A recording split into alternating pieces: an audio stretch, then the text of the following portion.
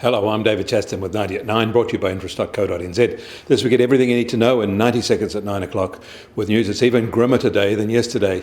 First up today, the US Fed has announced its money printing operations are now unlimited. Today, the New York Fed juiced up a massive daily total of $150 billion in monetary stimulus just to keep their financial system ticking over. This is how the US Fed's whatever it takes policy works. And Wall Street is falling still, however, with the S&P 500 down 3.2% in mid-afternoon trade. Industrial giant Boeing is closing its main facilities near Seattle. That will hurt a lot. Of course, they're not the only ones hurting. The pain is nationwide at both their factory and services sectors. So the Fed has announced more programs to back up bank lending to companies so they can access working capital at this time.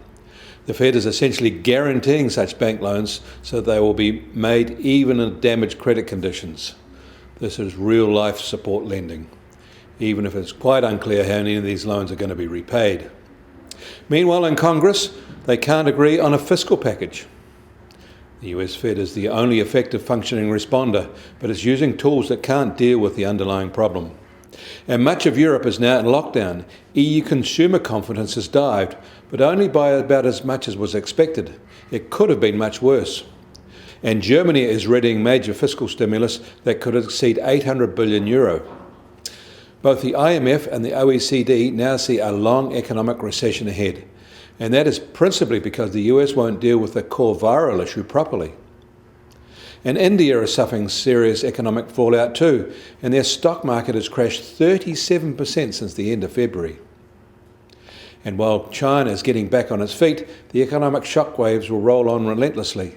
Businesses that have restarted are finding few orders, especially few international orders. And in Australia, more than 300,000 people could lose their jobs in the first wave of heavy cost cutting as businesses desperately attempt to stave off collapse. Welfare lines have mushroomed all over the country. And worse, beer production is under threat in Australia. US Treasury 10-year yield is falling again and now on its wild ride. It is now at 0.75% and down 14 basis points since yesterday. And gold has risen sharply today, up $46 to $1,545 an ounce. US oil prices are little changed at $22.50 a barrel, although the Brent benchmark is lower at $26.50 a barrel.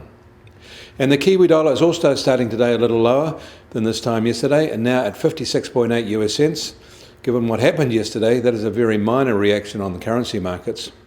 On the cross rates, however, we're little changed at 98.6 Australian cents, and against the euro, we're also little changed at 52.9 euro cents. That means our trade weighted index is now at 64.7 and holding at the lower level we've been at for almost a week. I'm David Chaston. That was 90 at 9, brought to you by interest.co.nz.